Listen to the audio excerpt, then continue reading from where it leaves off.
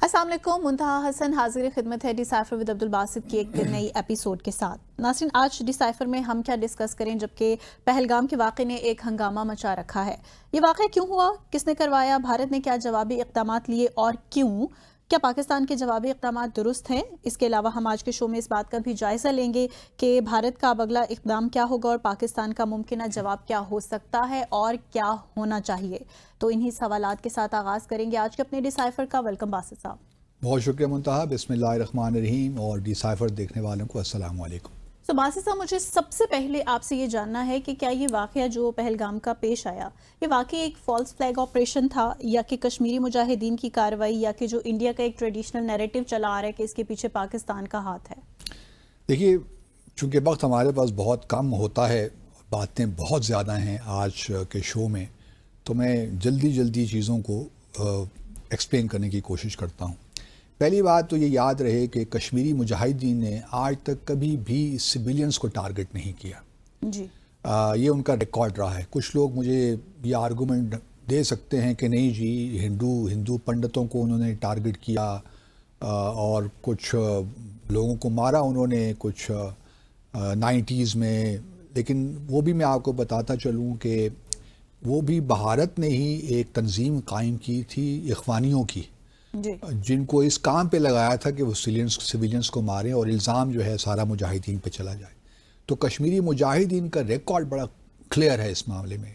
वो अपनी जद्दोजहद में सिर्फ़ और सिर्फ सिक्योरिटी मिलिट्री टारगेट्स को ही उनको ही टारगेट करते हैं, फैसिलिटीज़ को। कभी भी उन्होंने सिविलियंस को टारगेट नहीं किया।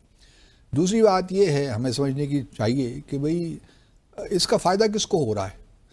देखिए ना, पाकिस्तान को क्या फ़ायदा है इसको करवाने से। वो कह सकते हैं कि जी कश्मीर फिर एक दफ़ा आ गया है, इंटरनेशनल उस पर डिस्कशन हो रही है। कश्मीर पे तो बात नहीं हो रही, वो तो उस वाक़े के मुतालिक रही है। बल्कि पाकिस्तान को जो दुनिया तो जो भारत का नैरेटिव है वो अपना लेकर आगे चल रहा है ना कि ये पाकिस्तान ने करवाया है, तो पाकिस्तान को इससे कोई फ़ायदा तो नहीं है। अलबत्ता भारत को ज़रूर फ़ायदा है। क्यों फ़ायदा है? पूरा भारत के मुसलमान इस वक्त सरापा एहतजाज हैं वक्फ कानून के वो लेकर।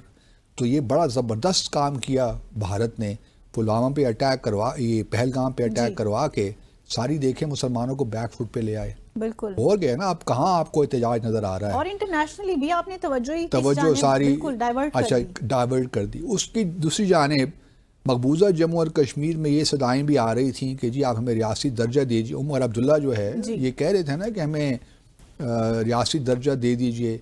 आप भी यही कह रहे थे कि जी बड़ा अमन आ गया है, सब कुछ हो गया है, टूरिज़म बढ़ गया है, बड़ा 2019 के बाद हालात बड़े ज़बरदस्त हो गए हैं। अब वाक़या इन्होंने जो करवाया उसका नतीजा एक ये निकला कि उमर अब्दुल्ला तो खामोश बैठ गए, बल्कि जो कश्मीर पे मीटिंग हुई उसमें उमर अब्दुल्ला को भी नहीं बुलाया न्यू दिल्ली में। तो वो जो एक डिमांड थी कि रियासती दर्जा दिया जाए वो तो ख़त्म हो गया हमेशा के लिए। हमेशा के लिए तो नहीं, अब अल्लाह जब तक पता नहीं कब तक है, लेकिन ये है कि फोर्सिएबल फ्यूचर में नज़र नहीं आता कि रियासत का दर्जा दोबारा दे दिया जाएगा। दूसरी जानिब अगर आप देखिए तो जो काले क़वानीन थे वो भी रहेंगे, क्योंकि अब तो सिक्योरिटी सिचुएशन और ख़तरनाक हो गई है ना। बकौल भारत के पाकिस्तान से इन्फिल्ट्रेशन हो रही है और ओवरग्राउंड अंडरग्राउंड सारे जो लोग हैं ये काम शुरू हो गया है। और फिर परसों से अगर आप देखिए तो जो है पूरे मकबूजा जम्मू और कश्मीर में और ख़ास तौर पे श्रीनगर में और वैली में इस कदर छापे पड़ रहे हैं, हज़ारों की तादाद में नौजवानों को उन्होंने गिरफ़्तार कर लिया है। हाँ जी। तो जो कश्मीरी हैं उनको भी एक लिहाज से आप कह सकती हैं कि प्रेशर में ला रहे हैं कि बस हो गया, आपने पहले भी बहुत कुछ किया कर लिया, लेकिन 5 अगस्त 2019 के बाद भी जो कुछ आपने किया बहुत हो गया, अब हमसे और बर्दाश्त नहीं होता। तो आपको हम यही ठीक करने का तरीका है कि आपको उठा कर जेलों में हम डालें। फिर कश्मीरियों को देखिए, कश्मीरी किस तरह चाहेंगे कि भारत के साथ वो मिलें। पहले तो भारतीय मुसलमानों का हाल देख रहे हैं उनके साथ क्या हो रहा है।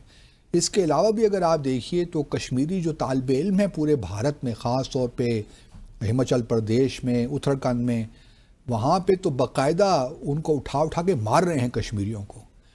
तो कश्मीरी तो जो थोड़े बहुत हमें लोग नज़र आते हैं ना कश्मीरियों को कैमरा लेकर, भारत के जो गोदी मीडिया है جی. وہ دکھاتا ہے کہ جی ہم بدلہ لیں گے اور پاکستان سے بدلہ لینا چاہیے. کشمیریوں کی جو بات کشمیریوں کو دکھا دیتے ہیں. تو یہ اکا دکا لوگ اس قسم کے تو ہر جگہ آپ کو مل جائیں گے نا. لیکن اصل جنرل ایک فیلنگ کیا ہے؟ فیلنگ یہی ہے کشمیریوں پہ, اور کشمیری بہت سے سوشل میڈیا پہ کلپس چل رہے ہیں جہاں پہ کشمیری کہہ رہے ہیں کہ یہ ساری, ایون انڈینس بھی کہہ رہے ہیں جو انڈیا میں سمجھنے والی وائسز ہیں, جو کوئی تھوڑا بہت ذہن رکھتی ہیں, وہ بھی یہی کہہ رہے ہیں کہ بھارت نے خود کروایا ہے, کیونکہ جو ان کا میجورٹیرین ایجنڈا ہے, جو میجورٹیرین پالیٹکس ہے بی جے پی کی, اس کے ساتھ ملتا ہے, اس کو سوٹ کرتا ہے کہ وہ اسی قسم کے کام کرتا رہے. ہندو, اور دیکھیے نا بڑے زبردست طریقے سے اس کو ہندو مسلمانوں کا معاملہ کر کے پیش کر دیا. ہندو مسلمان کی جس طرح وہاں اسرائیلی یہودیوں کے ساتھ کر رہے ہیں نا, وہی بالکل چیز ان کو حماس کہہ کر پیش کر دیا. بالکل. اور وہی پلے بک ہے, اسی میں سے ایک صفحہ اٹھایا ہوا ہے. اور جس طرح اسرائیل کر رہا ہے, وہی یہ چاہتے ہیں کہ یہ کشمیریوں کے ساتھ اور یہی تو مین گٹ چھوڑ ہے انڈیا اور اسرائیل کا. ایبسولوٹلی. اچھا, اب اس سارے میں مجھے تو کم از کم کوئی شک نہیں ہے کہ جس طرح پلوامہ پہلے کیا گیا, اس سے پہلے اور اڑی کے واقعات ہوئے, وہ بھی اسی قسم کی چیزیں تھیں. اور انٹرسٹنگ بات یہ ہے, ایک اتنی بیوقوفی کرتے ہیں. چلیے اگر آپ نے یہ فالس فلیگ کرنا ہی تھا تو کوئی تھوڑا بہت تو یار تبدیلی لے آئیے نا اپنے اس میں, تاکہ ذرا آپ کا جو نیریٹو وہ کریڈیبل لگے.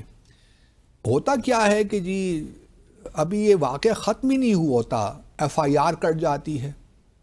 ایف آئی آر کے کٹنے کے بعد پھر اس کے 2 منٹ کے بعد ہی پورا جو انڈیا میڈیا ہے وہ الزامات لگانا شروع کر دیتا ہے پاکستان پر کہ پاکستان سے آئے ہیں. آدھے گھنٹے کے اندر وہ لوگوں کے نام بھی پتہ چل جاتے ہیں کس نے کیے ہیں. یہ بھی پتہ چل جاتا ہے کہ وہ 6 بندے تھے تو 2 ان میں سے پاکستان سے آئے ہوئے تھے. مطلب میں تو حیران ہوں, اور میں تو ان کو شاباش دینا چاہتا ہوں. اتنی زبردست ان کی وہ انٹیلیجنس ہے, اور اتنی زبردست ان کی انٹیلیجنس. یہ واقعے سے پہلے کہاں ہوتی؟ تو بالکل واقعے سے پہلے کہیں کچھ نہیں ہے. وہاں پہ سب کچھ نارمل ہے. واقعے کے فوراً بعد انٹیلیجنس اتنی زبردست ہو جاتی ہے کہ وہاں ان کو نام ہی پتہ چل جاتے ہیں, ان کا شجر نسب ہی پتہ چل جاتا ہے, ایوری تھنگ. اور پھر بھارت کا جو میڈیا ہے وہ سارا شور مچانا شروع کر دیتا ہے. تو دیکھیے مطلب, اور پھر یہ بھی ایک بات اپنے سامعین کے لیے, ناظرین کے لیے میں کہتا چلوں کہ پاکستان نے, میں چونکہ جب پٹھان کوٹ ہوا تھا 2 جنوری 2016 کو, اڑی کا واقعہ ہوا تھا 18 ستمبر 2016 کو, تو میں بھارت ہی میں تھا. ہم نے اس وقت بھی بھارت سے یہی کہا تھا. ایک تو ہمارا ایک کاؤنٹر ٹیررزم ایک میکنزم ہے جو بھارت نے اس کو بھی رد کر دیا ہے. اچھا, اڑی کے واقعے کے بعد بھی ہم نے کہا تھا کہ جی اگر آپ یہ سمجھتے ہیں کہ پاکستان سے لوگ آئے ہیں, لشکر طیبہ نے کیا ہے, جیش محمد نے کیا ہے, گو کہ ساری ایک پروسکرائبڈ آرگنائزیشن ہے پاکستان میں, اب کوئی ایگزسٹنس نہیں ہے ان لوگوں ان آرگنائزیشنس کا, تو ہم آئیے انٹرنیشنل انویسٹیگیشن کروا لیتے ہیں نا. صحیح. بلا لیجئے یو این سے لوگ, یا کہیں انٹرپول سے, جو آپ کا دل چاہتا ہے کہیں سے آپ بلا لیجئے. ایک بین الاقوامی تحقیقات ہو جائے کہ اڑی کا واقعہ کس نے کیا, اور ابھی پہلگام یہ کس نے کیا, پلوامہ کس نے کیا, کروا لیں. اس طرف تو آپ آتے نہیں ہیں, اور الزام فوری طور پہ لگانا شروع کر دیتے ہیں. اس کی وجہ تو ہم سب کو معلوم ہی ہے نا, کیوں نہیں آتے اس طرف. ایبسولوٹلی. صرف دیکھیے یہی ہے کہ ایک تو پاکستان کے خلاف نیریٹو بنانا ہے کہ پاکستان کراس بارڈر ٹیررزم کر رہا ہے, کیونکہ پریزیڈنٹ ٹرمپ نے اپنی state of the union address سے پاکستان کی تعریف کی تھی نا دہشت گردی کی, وہ ہضم نہیں ہو رہی. دوسرا یہ ہے کہ بھارت کے اپنے مسلمانوں کو انڈر رکھنا ہے پریشر میں کہ وہ سر نہ اٹھا سکیں, کوئی احتجاج وغیرہ نہ کر سکیں. تیسرا یہ ہے کہ کشمیریوں کو ہم نے رگڑنا ہے. کشمیری جو ابھی تک بھارت کے ساتھ نہیں آنا چاہتے یا ابھی تک ریزسٹ کر رہے ہیں, تو کشمیریوں کو ہم نے سبق سکھانا ہے کہ بس اناف از اناف. تو ان کو ایک بہانہ مل گیا ہے کہ کشمیریوں میں مزید مظالم ظلم کریں, مزید ان کو جیلوں میں ڈالیں, مزید جو ہے حریت کے جو لیڈرز ہیں یا جو بھی فورسز ہیں جو ریزسٹ کر رہی ہیں بھارت کی آکوپیشن کو, مزید ان پہ پریشر بلڈ کریں. اور پھر انٹرنیشنلی جیسا میں نے پہلے کہا, پاکستان کو جو ہے وہ بھی ڈیفینسو پہ لانا چاہتے ہیں کہ بھئی پاکستان جو ہے ہماری جو ہے ہماری ترقی کو نہیں دیکھ سکتا بھارت کی, پاکستان از دا پرابلم ہیئر. لیکن میں یہ بالکل مجھے کم از کم اس میں کوئی شک نہیں ہے کہ جس طرح اسرائیل مڈل ایسٹ میں پیس میں ایک بہت بڑی رکاوٹ ہے امن کے آنے میں، اس طرح بھارت ساؤتھ ایشیا میں ایک بہت بڑا پرابلم ہے یہاں ساؤتھ ایشیا میں. اور یہ بات بڑی اہم ہے، شاید نادانی میں ہی صحیح، لیکن یہ ایک بات پھر کم از کم یہ بات بالکل جو میں پچھلے کئی سالوں سے کہہ رہا ہوں کہ جب تک جموں اور کشمیر کا تنازع حل نہیں ہوتا، پاکستان اور بھارت کے درمیان کچھ بھی آپ کر لیں تعلقات اچھے نہیں ہو سکتے، نارمل نہیں ہو سکتے. جموں اور کشمیر کا تنازع کا حل ہونا بہت ضروری ہے، اور پہلگام نے یہ دوبارہ ثابت کر دیا ہے کہ ہم اسی طرح اس وشیس سرکل میں گھومتے رہیں گے. میں یہ قطعاً نہیں ریکویسٹ کر رہا بھارت کے سے ہمارے ساتھ ڈائیلاگ کریں، ڈائیلاگ کا فی الحال تو وقت ہی نہیں ہے نا پہلے تھا. 5 اگست 2019 کے بعد تو میں اپوز کرتا رہا ہوں فارمل ڈائیلاگ. بیہائنڈ دا سین سب کچھ ہو سکتا ہے، لیکن جب وہ سب صرف کشمیر بات ہونی چاہیے. اس وقت بھی میرا خیال یہی ہے کہ بھارت گو کیا باتیں تو کر رہا ہے کہ جی ہم اور بہت سے اقدامات، اس ہم اگلے سیگمنٹ میں بات کرتے ہیں، لیکن اس پورے پہلگام کا جو اگر آپ دیکھیے تو کسی کو کوئی شک نہیں ہونا چاہیے کہ ایک تو یہ فالس فلیگ آپریشن تھا. مجاہدین کشمیری مجاہدین کا ٹریک ریکارڈ آپ دیکھ لیں، کبھی انہوں نے سویلینس کو ہٹ نہیں کیا، اور پاکستان کو کوئی کرنے کی ضرورت نہیں ہے. ہمارا اس وقت اپنے ہم بلوچستان کے حالات میں پھنسے ہوئے ہیں، ہماری اپنی اکانومی کے ایشوز بھی ہیں، تو ہم کیوں اپنے آپ کو ان معاملات میں لے کر جائیں گے؟ یہ ٹینشن اننیسیسریلی بھارت کے ساتھ کریٹ کریں گے. گو کہ وہ ایک ڈسپیوٹ تو موجود ہے، بون آف کنٹینشن تو موجود ہے پاکستان اور بھارت کے درمیان، لیکن اس کا ہرگز یہ مطلب نہیں ہے کہ پاکستان اپنا اننیسیسریلی اپنی توجہ ان چیزوں پہ لگائے جس کا ہمیں معلوم ہے کہ ہمیں نقصان ہوگا اور بھارت کو بھی ہوگا. یہ نہیں ہے کہ بھارت سکون سے بیٹھ جائے گا، لیکن پاکستان کو قطعاً کوئی ضرورت نہیں ہے. لیکن بھارت کی اس حکومت کو، بی جے پی کی حکومت کو، آر ایس ایس کو، ان کا جو ایک بھارت کے اندر جو پلان ہے، جموں اور کشمیر کو لے کر جو پلان ہے، جو پاکستان کے خلاف ان کا نیریٹو ہے، ساری چیزیں اس بات کو کنفرم کرتی ہیں کہ پہلگام جو ہے وہ صرف اور صرف بھارت نے ہی کروایا ہے. باقی تو ساری کہانیاں اور افسانے ہیں. صحیح. سو یہاں لیں گے مختصر سا وقفہ، بریک کے بعد واپس آئیں گے اور ڈسکس کریں گے مزید اہم پہلو اسی واقعے کے حوالے سے. Stay with us. باسی صاحب، پہلگام پر یہ گفتگو کا سلسلہ جاری رکھیں گے. مجھے بتائیے گا کہ بھارت نے سنتاس معاہدہ معطل کر دیا، اس کا پاکستان پر کیا اثر ہوگا؟ دوسری جانب ہم نے دیکھا کہ بھارت کے لیے اپنی ایئر سپیس پاکستان نے بھی بند کر دیا، تو بھارت کو اس بات کی کوئی پریشانی ہے؟ یہاں سے تاس معاہدے کی بات ہے نا، پہلے تو ہم بتاتے چلیں اور سب لوگ پاکستانی اب جانتے ہی ہیں، کیونکہ اس کی اگر پروویژنز آپ دیکھیے تو وہ یک طرفہ طور پہ نا آپ اس کو ختم کر سکتے ہیں، نہ اس پہ آپ کوئی تبدیلی لا سکتے ہیں، نہ اس کو آپ معطل کر سکتے ہیں یا سسپینڈ کر سکتے ہیں یا ان ابینس میں رکھ سکتے ہیں. تو یہ بات تو بھارت کو بھی معلوم ہے، ہمیں بھی معلوم ہے. بھارت نے جو ایک لیٹر ہمیں لکھا ہے کہ جی بیکاز آف، اور یہ آپ کو اگر یاد ہو تو پچھلے سال جب بھارت نے ہمیں کہا تھا نا کہ ہم اس کو ریویو کرنا چاہتے ہیں ایفیکٹیو، تو اس کو ری اوپن کرنا چاہتے ہیں، تو اس نے بہت سی وجوہات میں ایک کراس بارڈر ٹیررزم کی بھی وجہ دی تھی.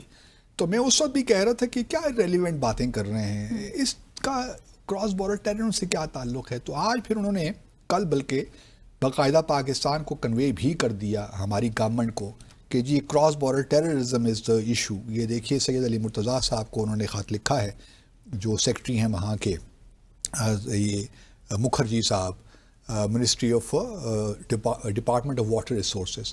انہوں نے خط لکھ کر بڑا ایکسپلین کیا کہ جی ہم آرٹیکل 12(3) کے تحت ریویو چاہتے تھے، اور اس کی ایک وجہ یہ تھی چونکہ پاکستان نے ریسپانس صحیح نہیں دیا تو ہم اس کو اس وجہ سے معطل کر رہے ہیں. اچھا، یہاں پہ کراس بارڈر ٹیررزم کو بہانہ بنایا گیا. پہلی بات تو یہ نا کہ آپ یہ ساری باتیں تو لکھ رہے ہیں، لیکن پہلے آپ یہ تو اسٹیبلش کیجئے نا کہ پاکستان کا اس میں ہاتھ ہے. مطلب وہ تو ہم کر ہی نہیں رہے نا، اور باتیں ویسے ہی کر رہے ہیں. اب سنتاس معاہدے کا ہوگا کیا؟ دیکھیے، سسپینشن کا مطلب یہ ہے کہ جتنے بھی ہمارے اس وقت ورلڈ بینک میں کشن گنگا پہ رتلے جو پاور پروجیکٹ ہے اس پہ نیوٹرل ایکسپرٹ تھا یا کورٹ آف آربیٹریشن میں چل رہے تھے، تو وہ سارے اب چونکہ بھارت اس سے پارٹیسپیٹ نہیں کرے گا تو معاملات آگے نہیں چلیں گے. مین وائل بھارت کو یہ کرنے سے ایک ٹائم مل گیا ہے کہ وہ مزید پروجیکٹس شروع کر دے. مطلب فوری طور پہ دیکھیے نا, پاکستان کا پانی بند نہیں کر سکتا. ہمیں 133 ملین ایکڑ فیٹ ملتا ہے 3 مغربی دریاؤں سے, وہ ہمیں فی الحال تو ملتا رہے گا. لیکن سوال یہ پیدا ہوتا ہے کہ اگر بھارت نے ان کو سسپینڈ کر دیا ہے تو پھر وہ اس کو ایک موقع مل گیا ہے. ابھی کتنے مہینے کتنے سال یہ سسپینڈ رہتا ہے, وی ڈو ناٹ نو. لیکن بھارت کی یہ ایک چال تو ہے کہ وہ اب اپنے ڈیمز بنانا شروع کر دے, ریزروائرز بنانا شروع کر دے انڈس پہ, جہلم پہ, چناب میں, اور پاکستان کے پانی کو روکنے کی کوشش کرے. یہ فیوچر کی بات ہے لیکن ہو سکتا ہے. پھر یہ ہے کہ یہ سوچنا چاہیے بھارت کو بھی کہ اس کی کچھ انٹرنیشنل اوبلیگیشنز بھی ہیں. ایک تو ٹریٹی کے حوالے سے اوبلیگیشنز ہیں, لیکن اس کے علاوہ اس کی جو ہے انٹرنیشنل لا کے تحت بھی اس کی اوبلیگیشنز ہیں. اپر رائیویرین اور لوور رائیویرین کے بھی کچھ رائٹس اینڈ ڈیوٹیز ہوتی ہیں, اوبلیگیشنز ہوتی ہیں. اگر کل کو یہی کام چائنا بھارت کے ساتھ کر لے, چلیے بھارت انڈس, کیونکہ انڈس تبت سے نکلتا ہے, تو شاید چائنا پاکستان کو خاطر میں لاتے ہیں, کیونکہ انڈس کا پانی ہمارا ہے نا, تو اس پہ پرابلمز کریٹ نہ کرے. لیکن جو دوسرا ستلج دریا ہے, اسی جو تین مشرقی دریا بھارت کو ملے, اس میں ستلج بھی ہے. ستلج تقریباً جو وہ بھی تبت سے اوریجنیٹ ہوتا ہے, اس کا 10% پانی وہاں سے اوریجنیٹ ہوتا ہے. تو اگر چائنا وہ بند کر دے, اس سے زیادہ جو تھوڑا سا اور ایسٹرن سائڈ پہ ہے برہان پتر, اس بھارت کو اگر وہ بند کر دے تو بھارت کیا کرے گا؟ وہ کہ چائنا وہاں ڈیم تو بنا رہا ہے لیکن وہ اس کا فلو بھارت کا پانی بند نہیں کر رہے. تو سوال یہ پیدا ہوتا ہے کہ بھارت کو یہ چیزیں سوچنی چاہیے. پاکستان اور چائنا کوآرڈینیٹ کر سکتے ہیں آپس میں. تو یہاں پھر میں وہی بات کروں گا کہ پاکستان کو فوری طور پہ, جو ہم نے کل ڈیسائیڈ کیا بھی ہے نیشنل سیکیورٹی کمیٹی نے, پاکستان ورلڈ بینک کو ریفر کرے گا یہ معاملہ.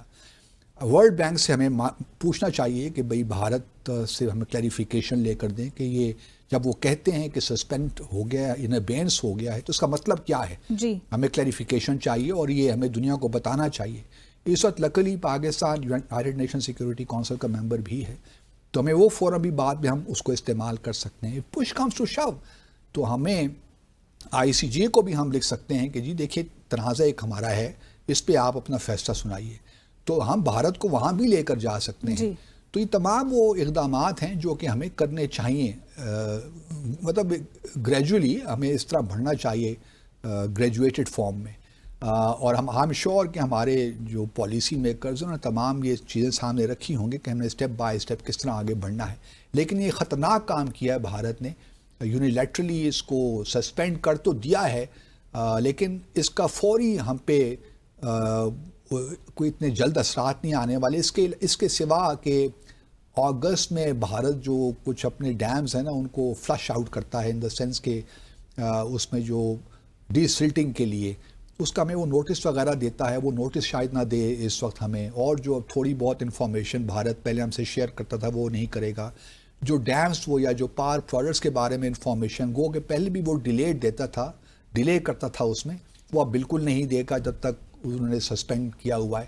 تو ایک لحاظ سے آپ کہہ سکتے ہیں کہ بھارت کی یہ بھی کوشش ہے یہ تمام کام کرنے میں کہ eventually Pakistan should come to renegotiate the treaty. کیونکہ بھارت میں یہ بڑا زبردست پروپیگنڈا چل رہا ہے کہ جی یہ پاکستان یہ بڑی جنرس ٹریٹی ہے, پاکستان کو تو ہم نے بہت زیادہ پانی دے دیا ہے گو کہ جبکہ ایسٹرن ریورز میں پانی بہت کم ہے اور ہمیں چاہیے مقبوضہ جموں اور کشمیر میں اور پنجاب میں اور باقی جگہوں پہ. تو یہ بھارت کا تو ایونچولی یہ شاید ایک کوشش ہے کہ پاکستان کو اس طرح سے فورس کیا جائے کہ وہ اس کو ری اوپن کرے. اور واسف صاحب ایک امپورٹنٹ بات یہ بھی ہے نا کہ جو ٹائم فریم تھا اس قسم کے بیانات کا آنا اور اس قسم کے اقدامات کا ایک دم سے اعلان کرنا, مجھے تو یہ تاثر آیا کہ Bharat was already prepared for all of that. اس لیے ہم کہتے ہیں فالس فلیگ آپریشن تھا نا, کیونکہ وہ فالس فلیگ تھا, وہ سب پری پلان تھا. تو اس لیے جو اقدامات آئے ہیں وہ فوری طور پہ آئے ہیں. ایک دن بھی انہوں نے ضائع نہیں کیا. وہ مودی صاحب تماشا کر کے سعودی عرب سے واپس آ گئے اور یہاں امیر شاہ کو بھجوا دیا مقبوضہ جموں اور کشمیر. ایک پورا تھیٹرکس تو بڑے ماہر ہیں نا تھیٹرکس کریٹ کرنے میں, تو سارا ڈرامہ اینی ڈیلے وہ سارے اقدامات ہو گئے. تو بھارت پاکستان کو بہرحال یہ اس پہ بڑا ڈیلیجنٹ رہنا ہے اور اگلے سیگمنٹ میں بات کریں گے اس کے متعلق. لیکن یہ ہے کہ پاکستان کو بھارت ورلڈ بینک سارے آپشنز اپنے کھلے رکھنے ہیں اور بھارت پریشر بلڈ رکھنا ہے. دوسرا ایک اچھا ہمارا اقدام کہ ہم نے ایئر اسپیس بند کر دی. یہ پہلی دفعہ نہیں ہوا جب 5 اگست 2019 کو بھی ہوا تھا تو ہم نے بند کی تھی ایئر اسپیس بھارتی کمرشل اور تمام فلائٹس کے لیے. اب دیکھنا یہ ہے کہ یہ کب تک جاری رہتا ہے. میں امید کرتا ہوں کہ یہ جاری رہے گا کچھ عرصے تک، اور جب تک کہ بھارت کی عقل ٹھکانے نہیں آتی. جب 3 ماہ کے لیے ہم نے پچھلے دفعہ بند کیا تھا نا، تو تقریباً تقریباً $100 ملین کا نقصان ہوا تھا بھارت کی ایئر لائنس کو. تو اس سے آپ اندازہ لگائیں، کیونکہ جو ساؤتھ سے فلائٹس جاتی ہیں انٹرنیشنل وہ تو اتنی افیکٹ نہیں ہوں گی، لیکن جو فلائٹس دہلی سے جاتی ہیں نا، خاص طور پہ نارتھ امریکہ یا یورپ یا گلف کنٹری یا سینٹرل ایشیا، وہ بڑی افیکٹ ہوں گی. کچھ فلائٹس نارتھ امریکہ کی فلائٹ 4 گھنٹے کا فرق پڑ جائے گا، کیونکہ ان کو اسٹاپ اوور کرنا پڑے گا ریفیولنگ کے لیے یورپ میں کہیں، ویانا میں یا اوسلو میں یا کہیں بھی. تو وہ آپ اندازہ لگا سکتی ہیں کہ اگر یہ کنٹینیو ہوا کاسٹ کہاں تو چلی کاسٹ ایئر فیئر بڑھ جائے گا بھارتی لوگوں کے لیے. تو یہ ایک معاملہ ہے، اور آئی ایم ہیپی کہ حکومت نے یہ فیصلہ کیا. اب اس پہ ذرا قائم رہیں تاکہ ذرا پتہ چلے بھارت کو کہ اللہ تعالیٰ نے پاکستان کو کتنی زبردست ہمیں جیوگرافیکل لوکیشن دے رکھی ہے. دوسری بات ایک دو باتیں اور کرنا چاہتا ہوں فوری طور پہ. کل جو ہم نے پریس کانفرنس کی نا، میں سمجھتا ہوں کہ ہم اس کو بہتر طریقے سے کر سکتے تھے. وہاں پہ مطلب سارے لگتا ہے کیبنٹ ہی وہاں بیٹھی تھی اور ہر کوئی پوائنٹ اسکورنگ کرنے جا رہا تھا، ہر کوئی بولنا چاہ رہا تھا. یہ بڑا سیریس معاملہ ہے، اس کو اس طرح نہیں ہینڈل کرتے. دیکھیے بھارت کی جانب سے ان کے صرف فارن سیکرٹری آئے، انہوں نے ایک سٹیٹمنٹ پڑھی، وکرم مسری نے، وہ چلا گیا. اس نے کوشچن آنسر میں بھی اپنے آپ کو نہیں انوالو کیا. یہی طریقہ ہوتا ہے. میں یہ نہیں کہتا کہ آپ کوشچن آنسر سیشن نہ کریں، لیکن اتنے لوگوں کو بٹھانے کی کیا ضرورت تھی؟ جہاں پہ ڈیفینس منسٹر ہی بیٹھے ہیں، foreign minister, deputy prime minister بیٹھے ہیں، وہ اعظم تارڑ صاحب بھی نہیں، سارے کیا نا تھا، تارڑ صاحب ہی بیٹھے ہیں، انفارمیشن منسٹر بیٹھے ہیں، اٹارنی جنرل ہی بیٹھے ہیں. پوری دیکھیے نا، ہم نے اعظم تارڑ صاحب ہی بیٹھے ہیں، پوری کیبنٹ ہم نے وہاں. مجھے سمجھ نہیں آئی کہ ایسا کیوں کیا. یا تو صرف فارن منسٹر اور فارن سیکرٹری ہوتے، دیٹ وڈ ہیو بین انف. وہ کہہ سکتے ہیں کہ جی عطا تارڑ صاحب چونکہ اسپوکس پرسن ہیں گورنمنٹ، تو پھر وہ اکیلے بیٹھ جاتے. یار مطلب ہر کوئی بولنا چاہتا تھا اس پریس کانفرنس، مجھے سمجھ نہیں آتی. تو یہ ہمارا یہ رویے جو ہیں ان کو بھی ٹھیک کرنے کی ضرورت ہے. دوسری میں ایک بات اور بھی کہنا چاہتا ہوں اس ضمن میں کہ ہم نے ویزوں پہ پابندی لگا دی جس طرح بھارت نے کی. باقی تو ٹھیک ہے، جو ڈاؤن سائزنگ ہوئی 55 سے 30 افراد وہاں پہ ہائی کمیشن میں ہوگا. ہمارے یہاں بھی بھارت کے ہائی کمیشن میں 30 افراد ہوں گے. جب میں تھا اس وقت تقریباً جو اسٹرینتھ ہے نا، میرے خیال میں اپروو، مجھے صحیح اگر یاد آ رہا ہے تو 120 لوگوں کی اسٹرینتھ ہے پاکستان کے ہائی کمیشن میں بھی اور بھارت کے ہائی کمیشن میں بھی. ہمارے زمانے میں تقریباً اتنے ہی تھے، 100 کے قریب لوگ تھے. اب یہ کام ہو کے پلوامہ کے بعد جو واقعہ ہوا اس کے بعد 55 پہ آ گیا تھا یہ معاملہ، اور اب یہ 30 پہ آ جائے گا. تو 120 سے 30 افراد پہ اب 30 افراد صرف کام کریں گے بھارت کے ہائی کمیشن میں اور پاکستان کے ہائی کمیشن نیو دہلی میں. چلیے یہ تو ایک الگ. جہاں تک ویزوں کی بات ہے نا، میں بھارت نے تمام ویزوں پہ پابندی لگا دی، واگا بارڈر بند کر دیا. ہم نے بھی، میرا خیال یہ تھا کہ اس وقت اگر میں ہوتا تو یہ مشورہ ضرور دیتا کہ ابھی آپ صرف یہ اناؤنس کرتے کہ آپ نے بھی تمام ویزوں پہ پابندی لگا دی ہے. سکھوں کے لیے فی الحال ایگزمپشن دینے کی ضرورت نہیں تھی. بعد میں ہم فیسیلیٹیٹ کر سکتے تھے، کچھ چینج کر لیتے، لیکن اس وقت یہ بہتر رہتا تاکہ اس طرح تھوڑا سکھ بھی ایجیٹیٹ ہوتے نا. ان کے لیے تو یہ مکہ مدینہ ہے پاکستان، ان کو تو آنا ہی ہوتا ہے نا. تو اس لیے ہم نے ایک گڈ ول شو کی ہے. ایک آرگومنٹ ہو سکتا ہے کہ گڈ ول ہم نے سکھوں کے لیے شو کی، لیکن میرا اپنا خیال ہے کہ جب اس طرح معاملات ہوں سیریس تو اس میں تھوڑا بہت ان کمیونٹیز کو بھی تھوڑا سا ایجیٹیٹ کرنا چاہیے نا اپنے گورنمنٹ کے خلاف کہ آپ نے کیا کام کیا ہے. تو اگر اس وقت نہ کرتے تو ایک لحاظ سے بہتر ہوتا، لیکن چلیے اب ہو گیا تو اب ہم انٹرنلی بھی پریشر کریٹ ہو سکتا تھا. تو اس وجہ سے تھوڑا بہت اس پہ نہ کرتے. تو آپ دیکھنا یہ ہے کہ آیا ہندوؤں کا کیا ہوتا ہے جی. ہندوؤں تو اب آیا بھارت اب جو ہمارا 1974 کا پروٹوکول ہے جو یہ سارا زائرین آتے جاتے رہتے ہیں اس کو گورن کرتا ہے، تو کیا بھارت ہم سے اپروچ کرے گا کہ نہیں، یہ اب دیکھنے والی بات ہے ان تمام چیزیں. صحیح. باسی صاحب یہاں ایک مختصر سا وقفہ لیں گے اور ناظرین بریک کے بعد واپس آ کے ڈسکس کریں گے کہ اب بھارت کے پاس مزید کیا آپشنز موجود ہیں اور پاکستان کا رد عمل کیا ہونا چاہیے اور کیا ہوگا. Stay with us. Welcome back after the break. Basit صاحب, یہاں میں آپ کو تھوڑی سی مشکل میں ڈالنا چاہوں گی. آپ کے خیال میں اگر بھارت کسی قسم کی طاقت کا استعمال کرتا ہے پاکستان کے خلاف تو وہ کیا ہوگا, کس ایکسٹینٹ پہ ہوگا, کیا کیپیسٹی ہوگی, اینڈ فردر مور کہ پاکستان کی جوابی کارروائی کیا ہو سکتی ہے اور کیا ہونی چاہیے؟ اس میں تو مجھے شک نہیں ہے کہ کوئی نہ کوئی کارروائی تو ضرور بھارت کرے گا, کیونکہ پرائم منسٹر مودی نے اپنے جو گزشتہ روز بہار میں ایک جلسے سے خطاب کیا, اس نے بڑے واضح طور پہ کہا کہ کچھ جو لینگویج تھی اس سے تو یہی واضح ہوتا ہے. اور پھر ماضی میں اگر ہم تھوڑا سا چلے جائیں, اڑی کا واقعہ 2016 میں ہوا, اس کے بعد بھارت نے ایک سرجیکل اسٹرائک کا ڈرامہ رچایا, اس میں بھی اتنی کانٹرڈکشن تھی کہ کوئی حد نہیں. کچھ لوگ کہہ رہے ہیں کہ یہ کراس ایل او سی ہوا, اور جو آفیشیل اسٹیٹمنٹ ایشو ہو رہی ہے ان کے ڈی جی ایم او کی جانب سے, وہ کہہ رہی ہے long the line of control. تو وہ بھی ویسے ہی بس ایک چیز تھی کہ ہم نے لانچ پیڈز وہاں پہ ان کو ناکارہ بنایا. ابھی بھی دیکھیے جس دن یہ واقعہ ہوا اسی دن بھارت نے جہاں وہ اسکیچز شو کیے نا سو کال ٹیررسٹ کے, وہاں پہ یہ بھی کہنا شروع کر دیا کہ across the L O C 40 launch pads ہیں بقول ان کے ٹیررسٹ کے, تو ان کو تباہ کرنا بہت ضروری ہے.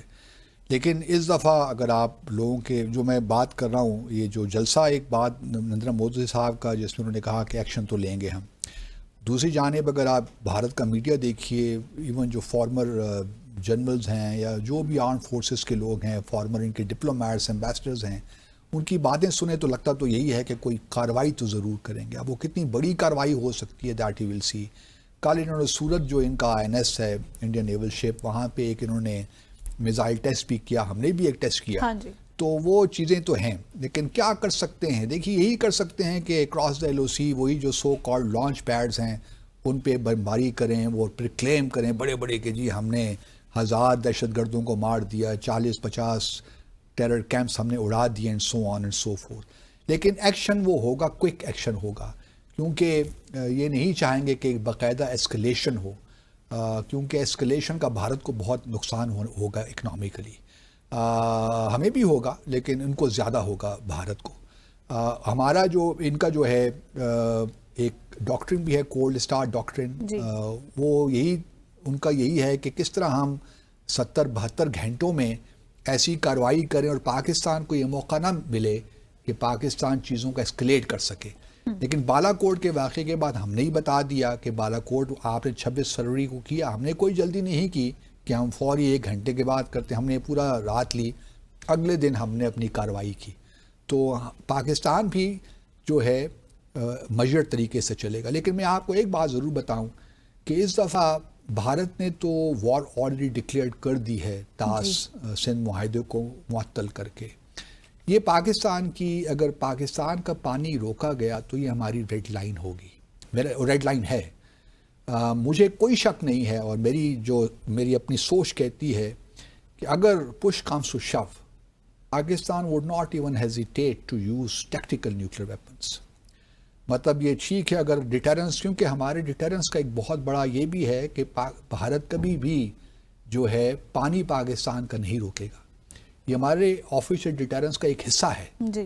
ہمارا ڈیٹرنس اس بات جو ہے اگر ہم نے نیوکلیئر ویپنز بنائے ہیں تو اس میں ایک یہ بھی ہے کیونکہ ہماری سروائیول کا مسئلہ ہے نا. بالکل. اگر پانی نہیں آتا تو ہمارا سروائیول خطرے میں پڑ جائے گا. تو یہ ہمارا ایک جو ہے بھارت کو یہ ہوشیار رہنا چاہیے, 10 مرتبہ 100 مرتبہ سوچنا چاہیے کہ پانی کو بند کرنے کا مطلب کیا ہے, یا پانی کو کم جو فلو ہے اس کو بھی کم کرنے کا مطلب بھی کیا ہے. صحیح. اگر 133 ملین ایکڑ فیٹ سے ایک قطرہ بھی کم ہو گیا تو پھر بھارت کو خیال رکھنا چاہیے. اور اگر یہاں پہ پانی نہیں بہتا ان دریاؤں میں تو پھر خون تو بہے گا, کیونکہ اور تو کچھ ہمارے پاس اس کا علاج نہیں ہے. تو ٹیکٹیکل نیوکلیئر ویپنز عنصر جو ہے ہم نے صرف دکھانے کے لیے نہیں رکھے ہوئے, اس کا کچھ استعمال کا اگر وقت آیا تو وہ استعمال بھی ہوں گے. بالکل. تو بھارت کو یہ خیال رکھنا چاہیے. دوسرا یہ بھی بھارت کو خیال رکھنا چاہیے کہ یہ جو سندھ طاس معاہدہ اس نے ختم کیا ہے, ایک تو چلیے باقی چیزیں تو ہو سکتی ہیں لیکن کچھ تنصیبات ایسی ہیں جو سندھ طاس معاہدے سے متعلق ہیں تو پاکستان ان کو بھی ڈسٹرائے کر سکتا ہے.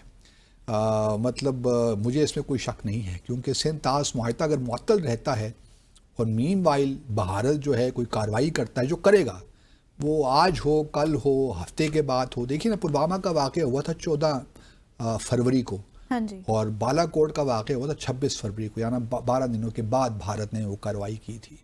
اسی طرح اڑی کا واقعہ ہوا تھا جہاں تک مجھے یاد پڑ رہا ہے 18 یا 19 سپٹمبر کو، اور بھارت نے کارروائی جو سو کالڈ سرجیکل اسٹرائکس کی تھی وہ کی تھیں 28 سپٹمبر کو.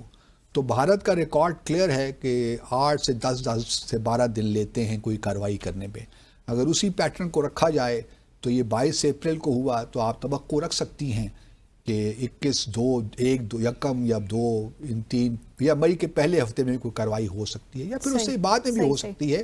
اس وقت تو دیکھیے نا، لیکن اگر بھارت نے کوئی کارروائی کی پاکستان کے خلاف تو آئی کین ایشور یو کہ پاکستان نے آلریڈی سندھ معاہدے کے کانٹیکسٹ ہی میں ایسی تنصیبات کو ٹارگٹ کرنا ہے کہ بھارت یاد رکھے گا کہ کیا ہوتا ہے پاکستان کی جوابی کارروائی. اس میں مجھے کوئی شک نہیں ہے، اور بھارت کو بھی کوئی اس میں خوش فہمی میں نہیں رہنا چاہیے کہ پاکستان ریئیکٹ نہیں کرے گا. یہ الگ بات ہے کہ ہماری اس وقت ہم سب الرٹ ہیں، ہماری نیوی بھی الرٹ ہے، کل میری کچھ لوگوں سے بات بھی ہو رہی تھی، ایئر فورس بھی ہماری الرٹ ہے، تو ہمارے سارے سسٹمز الرٹ ہیں. لیکن یہ بھی بات یاد رہے کہ بھارت کو اسرائیل کی فل سپورٹ حاصل ہے، اس میں تو کوئی شک نہیں ہے. ان کے ریڈار سسٹمز ہوں اور بھی جو بھی ماڈرن ایڈوانس ٹیکنالوجی ہے اس کا سہارا بھارت خوب استعمال کرے گا. لیکن اس کے قطع نظر پاکستان کے پاس بھی الحمدللہ وہ اتنی کیپیسٹی ہمارے پاس ہے کہ ہم بھارت کو ناک کو چنے چبوا دیں، اور یہ انشاءاللہ ہم کریں گے. اس بار ہمارا پلان زبردست بنا ہوا ہے.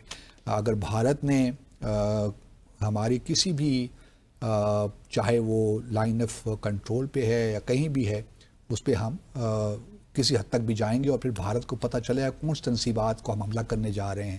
میں بات دوبارہ کر دوں کہ وہ جو انڈس واٹر ٹریٹی ہے نا، واٹر ٹریٹی، اسی کانٹیکسٹ میں وہ تنصیبات ہیں. ایک یہاں پہ چھوٹی سی بات رہ گئی، شملہ معاہدہ بھی ایک اس کی بات ہی ہوئی کہ پاکستان نے اس کو بھی ایک کہا ہے کہ ہم اس کو نہیں، ہم بھی اس کو سسپینڈ کر دیں گے. یعنی یہ کہ بہت سی لوگ بہت سی باتیں کر رہے ہیں کہ اس کی کیا وجہ ہے. شملہ معاہدہ دیکھیے جب ہوا 1972 میں، جولائی 1972 میں، تو اس کے بعد جو سیز فائر لائن پہلے ہوا کرتی تھی نا، جو 1949 میں جو ایگریمنٹ ہمارا ان کے ساتھ ہوا تھا بھارت کے ساتھ سیز فائر، تو اس میں یہ سیز فائر لائن کہلاتی تھی اس وقت تک. لیکن جب شملہ ایگریمنٹ ہوا تو پھر اس کو ہم نے لائن آف کنٹرول کا درجہ دے دیا، اور ساتھ میں یہ بھی کہا کہ نیدر پاکستان اور انڈیا دونوں پارٹی اس کو یونیلیٹرلی جو گراؤنڈ میں لائن ہے نا، لائن آف کنٹرول، اس کو تبدیل نہیں کریں گی. اور اس کے بعد پھر یہ بھی ہے کہ ہم نے اس بات پہ بھی کہا کہ ہم بائیلیٹرلی جو ہمارا جموں اور کشمیر کا ڈسپیوٹ ہے اس کو سالو کرنے کی کوشش کریں گے. اس کا ہرگز یہ مطلب یہ نہیں تھا، کیونکہ اگر شیپو آپ پڑھیں نا، پہلا ہی پیراگراف پڑھیں تو دونوں Pakistan they commit themselves to UN charter and its principles and purposes.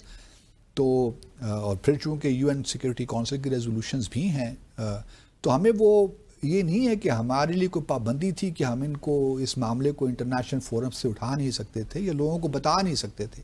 لیکن اب کیا کیا جائے کہ بھارت بائیلیٹرلی بھی اس کو حل نہیں کرنا چاہتا. 72 سے لے کر آپ دیکھیں نا کتنے سال ہو گئے ہیں، 28 سال اور 25 سال، 50 سال سے زیادہ عرصہ گزر گیا ہے. تو کب تک یہ بائیلیٹرل معاملات چلتے رہیں گے؟ تو بائیلیٹرلزم بالکل فیل ہو گیا جہاں تک جموں اور کشمیر کی بات، اور ساری ہردرمی بھارت کی ہے. تو شملہ ایگریمنٹ کا ایک تو یہ ہوگا کہ سیز فائر دوبارہ پیچھے چلے جائیں گے، 1949 میں آ جائیں گے، اور پھر مطلب یہ ہے کہ سیز فائر لائن تو سیز فائر لائن ہوتی ہے نا، ہماری جو کمٹمنٹ ہے.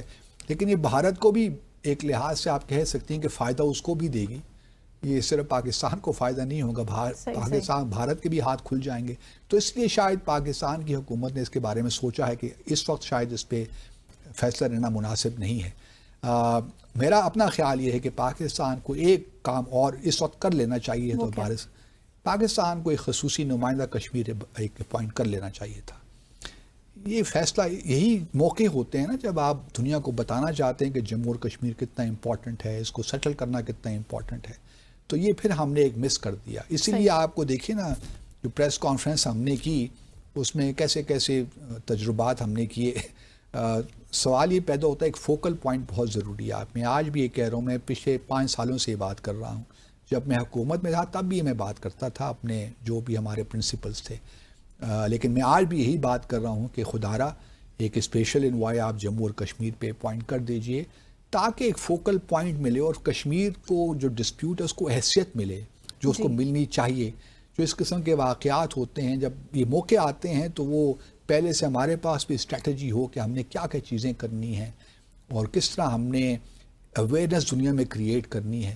اب دیکھیے نا, تھوڑا بہت ہمارا نیریٹو کیوں آگے بڑھتا نہیں ہے, کیونکہ ہمارے پاس وہ کیپیسٹی نہیں ہے, انسٹیٹیوشن کیپیسٹی. اور کیپیسٹی بلڈنگ فینومیناز وہ بھی اس کے بارے میں ہمیں خاص کوئی احساس نہیں ہے. تو ایک فوکل پوائنٹ ہوگا تو یہ کم از کم کشمیر کے معاملے میں دنیا بھر میں ایک اویئرنیس کریٹ ہوگی, ڈائسپورا کو ہم موبلائز کریں گے.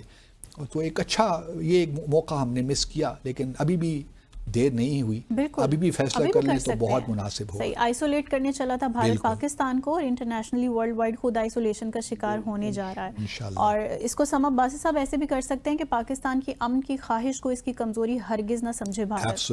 تو اسی بات کے ساتھ آج کے ڈیسائفر ود عبدالباسط کا وقت یہاں ختم ہوا. منتہا حسن کو اجازت دیجیے گا, خدا حافظ.